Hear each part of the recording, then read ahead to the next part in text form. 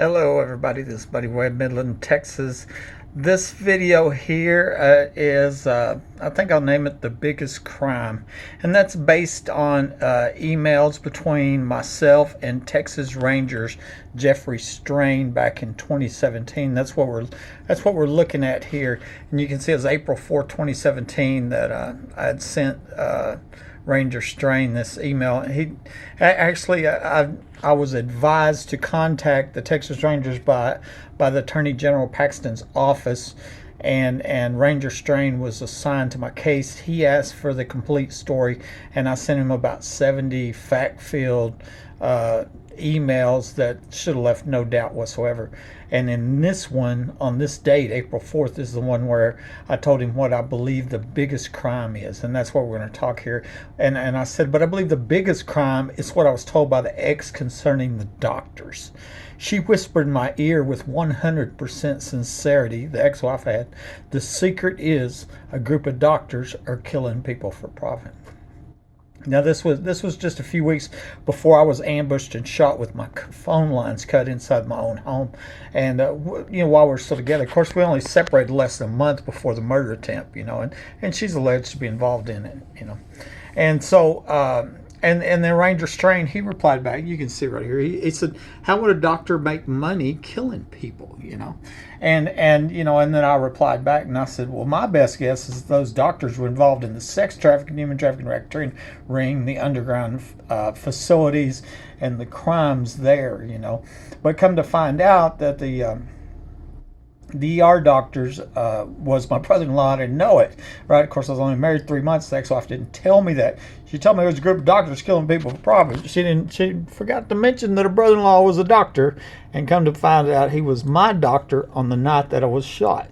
And that's when it's proven X-rays faked. I'm going to show you the proof of that here in a minute. This right here is a transcript from the protective order hearing on December 18, 2013. That was 22 months after the murder attempt. The ex-wife that lived 100 miles away, hadn't seen or talked to her in a year and a half, files this protective order on me, which is absurd in itself, right? And I think it was really probably more to just try to cover up the murder attempt, smear my name, and that it's proven now that she perjured herself, and so did her. It come out in court that her lifelong grade school buddy was Detective Rosie Rodriguez, and that was one of the secret police that was caught tampering with evidence, lying on police reports, heavily involved in this premeditated capital murder attempt. But in court, under oath, I testified, and that's what I said. The secret is that a group of doctors are killing people for profit. I said what she never told me the entire time we was married was her brother-in-law was a doctor. Okay, and so that was back in 2013, 2017. I'm telling Texas Rangers. I also told the FBI that, as I said, that is, I believe, probably the most important crime, the biggest crime. Because she didn't say, oh, they're a group of doctors are killing Buddy for profit. She said people, okay? People is the key words. They're killing man, woman, and child. They're killing anybody that they can make money off of, right? And I'm sure with secret police helping them and to tamper with evidence, lying police reports, real estate frauds, steal property, steal life insurance, and it's got to be, very profitable, okay? And I mean, there was going to be an extra $500,000 just with Rosie Rodriguez, our friend, ruling my murder an accident. So anyways, let's go back here. This video is not about the proof showing that I wasn't shot with my gun, but I'm going to put that in here first because, here's the ballistic evidence showing that the size pellets removed from my foot were 2.5 sizes different than my gun. Okay, so absolute, undeniable, irrefutable proof I wasn't shot with my gun. That means somebody come to my home and shot me, from under my home, right? Now multiple people are documented saying there's tunnels, underground facilities here. One of them being a recent candidate for sheriff, okay? And we know I shot from the ground level, okay, somebody under my home, right? And then there was a whole bunch of other evidence going at plastic tip pellet filled bullet. They bought a special ammunition to shoot me with, is basically what happened. Lisa Rogers said I shot with a 45, That's because there wasn't enough physical room to be shot with a 4-foot long shotgun. They shot me with a handgun loaded with a special bullet to make it look like I was shot with a shotgun when that is not what happened, So we know right off the bat that by the time, I mean, that's what happened before I got to the hospital. And I just want to put that there. Okay. So, here I didn't know what happened at the time other than burglar alarms are going off in the attic. I've been reporting these repeated, burglaries of my house for 14 months. And then boom, I fall to the floor. Nobody would ever expect somebody underneath your house to shoot you by surprise. And that's what happened. They shot me from point blank range with the special bullet by surprise, cut my phone lines first, or I stole my cell phone, cut my home phone line, had no communications. I was supposed to bleed out and die. The ex-wife was supposed to get this house plus an extra $500,000 when her friend ruled my murder an accident. That was what was supposed to happen. But the shot threaded the needle between artery and vein. God saved my life. It was truly miraculous. And I crawled out to survive. And that's where they're at the hospital trying to come up with an alternate plan. Okay, because they didn't plan on me living. The plan wasn't to cripple Buddy for life. The plan was to kill me, call it an accident, get the extra $500,000, get this house, and this house with the underground facility in the backyard where that little girl was murdered at the 2010 oil show party, and then of course this house where Mike Lahan, the previous young homeowner, was murdered in 2008, the week before the 2008 oil show started. Okay. So anyways, I'm going around and I'm getting x-rays because I'm suspecting that my x-rays had been fake. I'm seeing all these pellets in there, and there just wasn't enough room for me to be shot with the shotgun. I mean, that's all there was to it. There wasn't enough physical room in that little bitty utility room to get shot with a shotgun. And I'm trying to figure out what happened after I got to the hospital. I'm at the office of Dr. Glass, the late Dr. Glass. I took this picture on my old cell phone, 2012 cell phone, back then in 2012. And we went to a room, we got an x-ray. That was this x-ray, supposedly my foot, now we know it wasn't, okay. And then I had carried with me an x-ray from 4 months before I was shot where I broke my toe. And so I had already had an x-ray. This is my foot, okay. And I had this picture of the broken toe. And here was the one we just took. And I'm looking at them, I'm comparing them, and I recognize, or I notice that the toe isn't broke. See, no broken toe, but here's the broken toe right here. And so I call the doctor on this. I'm like, where's that broken toe? It was just 4 months before the murder attempt, I mean, if it's broke, it's going to be broke forever. You're going to see it. Where is it, And that doctor started stuttering, I mean, he was busted. I mean, he was busted. That's all there was to it. You can see it right here. And he pointed the wrong direction. That's how bad that was. That was my first proof that they faked x-rays, okay? And then my second proof came here. Okay, here on the left-hand side is an x-ray from 4 months before the murder attempt. That's when I broke that toe. And what I'm showing here is here's your heel bone, your calcaneus. This x-ray has my name on it, okay? And it's time-stamped before I had surgery, and notice the heel bone's gone. Okay, so you can see here's how big the heel bone looks like. Here's the heel bone here. The calcaneus heel bone, you can see where it's messed up. The heel bone is gone before surgery, and it wasn't shut off. And so that's my second proof that wasn't my foot. They took somebody else's foot and put my name on it. That's what happened. We now know that. I'm going to show you more evidence, but that's what happened is this is somebody else's foot with all them shotgun pellets, and they put my name on it, okay? And that was done before surgery. So the heel bone is missing before surgery. And one of the proofs we have that it wasn't shut off is the ER doctor, my brother-in-law I didn't know about. He writes on the emergency room report that I had a through and through gunshot wound that appears to be from a shotgun. Real strange wording there, that he actually put that, because I was shot with a special plastic pellet filled bullet to make it appear that I was shot with a shotgun when that wouldn't happen. And so, that just proves, and I saw it myself. I had 2 holes in my foot, 2 small holes in my foot when I got to the hospital. Okay. And then my third proof came when I was going over the emergency room report, and what I noticed is, and we'll just go over it real quick. I'll show you the ER doctor, my brother-in-law that I didn't know about. Okay, so he orders 3 X-rays at 11:37. Okay, there it is. Okay. and then some still secret lab tech named user end interface cancels the doctor's orders. Okay, and that happens at 11:41, and then the user end interface secret lab tech reorders 2 x-rays. Okay, so why did secret lab tech user end interface cancel the doctor's orders for 3 and get 2? The reason is because they didn't have enough fake x-rays to go around, because when the x-rays are returned, what we're seeing, they were time stamped 11:27, 10 minutes before they were originally ordered. So a user on an interface was already working on the x-rays before they were ever even ordered, taking the x-rays of somebody else and putting my name on it.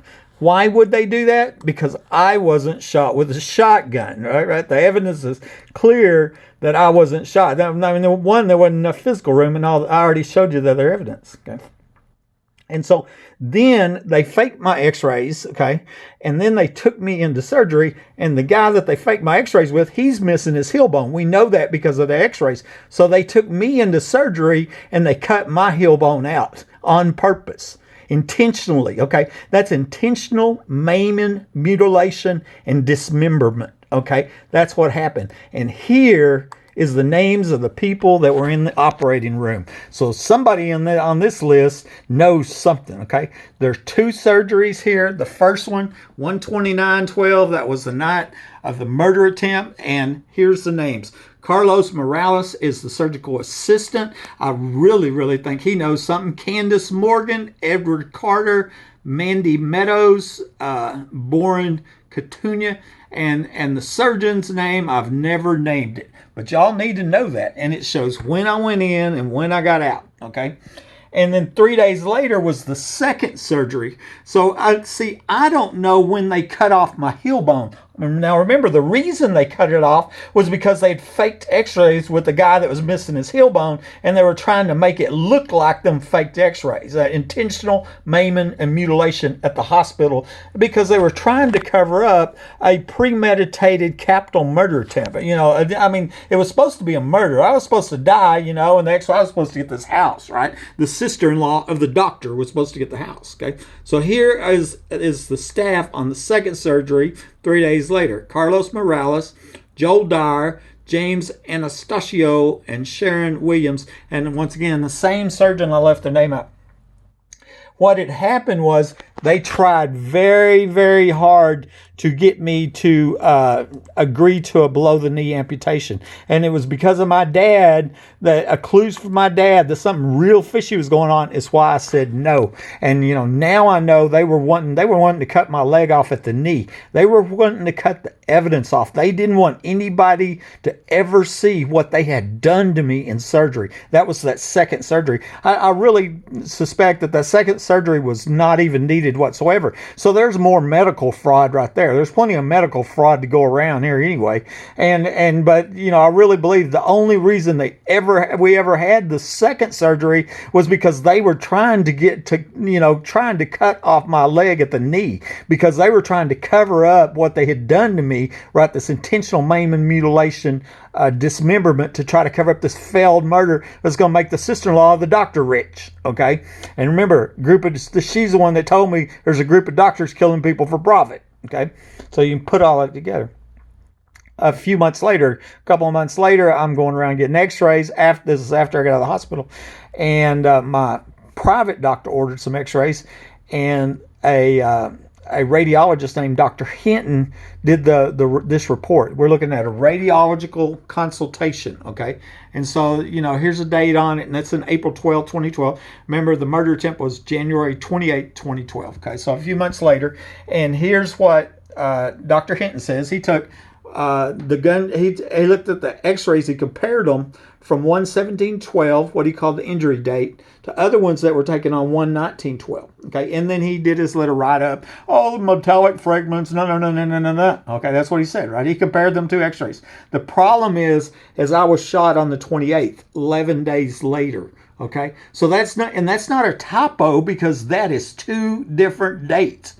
So here's what I believe. I believe this guy, there was somebody shot in that foot with the shotgun on this date. That's why I'm asking that question. Who was shot on January 17th, 2012? Okay. And that guy, he had a second set of x-rays here on the 19th, and I believe they used his x-rays and put my name on them. And that's where the faked x-rays come. And this guy is missing his heel bone. So they took me into surgery and they cut my heel bone out. That's what happened. Okay. Later, a few years later, actually, I run across this and I find out where Dr. Hinton, okay, he was the one, the radiological, made the radiological report, compared to two sets of x-rays that were before, the murder attempt, okay, and I found out that he charged, this was explanation of benefits, he charged me and my insurance company for x-rays on the night of the murder attempt. Those are the faked x-rays. Remember, triple proofs, those are x-rays, they're faked x-rays. I mean, absolute 100% for sure that them are faked x-rays, and Dr. Hinton charged the insurance company for them a whole $76. Okay, so I'm sitting here, as the crime victim, the crippled crime victim, living under the threat of death, calling for police to do their job, right? As saying, how come we ain't asking this doctor some very serious questions? And I'm wondering if he isn't user interface that canceled the doctor's orders, right? Because we still don't know who user interface is. All we know is user interface is the one that that canceled the doctor's orders and then reordered the two x-rays and returned the x-rays timestamped 10 minutes before they had even been ordered in the first place. Okay, so here in 2017, okay, now this is 5 years later, here in the news, and this is from the Midland Reporter Telegram, I see where this doctor here is arrested. He's arrested for allegedly sexually assaulting a child, okay? And his name was Dr. Wimpy, okay? So I Googled Dr. Wimpy, right? He's a radiologist right here. And to my surprise, he officed out of the same office as Dr. Hinton and the ER doctor, my brother-in-law, I didn't know about. So all of a sudden I'm going, wow, I didn't know that Dr. Hinton, the one that had done compared them x-rays and that we're suspecting his user interface, was in the same office, out of the same office as my brother-in-law that I didn't know about, the ER doctor, right? The brother-in-law of the ex-wife. And then this guy that's charged with sexually assaulting a child, I wondered if it wasn't underground, Okay. And now let me show you another thing. I was researching the past owners of my home, okay? The deed history, because obviously somebody that used to live here and somebody used to live in this small cul-de-sac of 9 homes knows something about these homes being rigged, with hidden access, $1 million underground facilities, tunnels, multiple murders and all that, right? Somebody knows something. So I'm at the courthouse. I'm going all the way back to find out this guy built the house and sold it to this guy, sold it to that guy, so that guy. What I found was Tabor Construction built all these homes, okay? And what I noticed is Tabor Construction had a listed address at 3217 Mark Lane.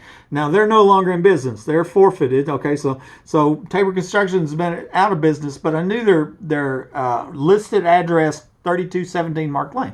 Well, just on a whim, I decided to look up the deed history for that home because that one's kind of close to my home. So I just go over to MidCAD, the Midland County Appraisal District, and I look at the same thing I always do and find out this home that was the Tabor Construction. It was the listed address for Tabor Construction, the builders of my home. And I go down to the deed history and I go, whoa, my ER doctor, the brother-in-law that I didn't even know about, used to own the same home as the builders of my home. What you want to bet that this ER doctor, the brother-in-law that I didn't know about, knows something about my home being rigged, Isn't that interesting? One other little interesting thing is a vice president, Aaron Gobble, for that company, Tabor Construction.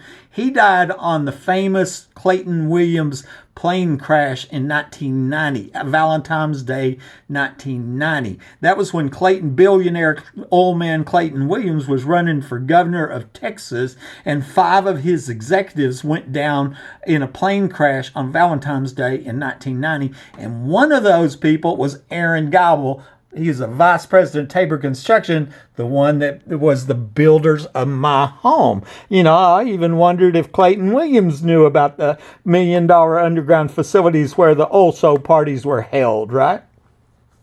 I have all this incredible, undeniable proof, right? Well, I sent it to the Texas Medical Board because if they'll fake my x-rays, they'll fake your x-rays. If they'll cut off my leg, they'll cut off your leg, right? I mean, if they'll charge the insurance company for fake x-rays on me, they'll do it to you and your family too, right? And that's what the Texas Medical Board's supposed to be taking care of. And I get this reply back in 2015, and, I had to send them all this evidence, the Texas Medical Board, and I'm told, please be patient as you will receive a response from the enforcement support regarding your communications. Okay, it's been submitted to the enforcement support department of the Texas Medical Board, and I'm still waiting to this day. To this day. And of course, that's been the incredible cover-up that's been going on with this whole deal of me having to, save up disability money and pay to get secret police identified, all the multiple people I've documented saying tunnels, underground facilities here. Well, so anyways, here, let's just finish this out. Let's just show you what my foot looks like today. That's what I walk around on. And still considerable pain. And I just wanted to show you. And, I think what they did, they tried to cut my Achilles tendon in half, but left enough of it where my foot still works. So, anyways, something's got to break sometime, right? I mean, it has to. This buddy, talk to you later.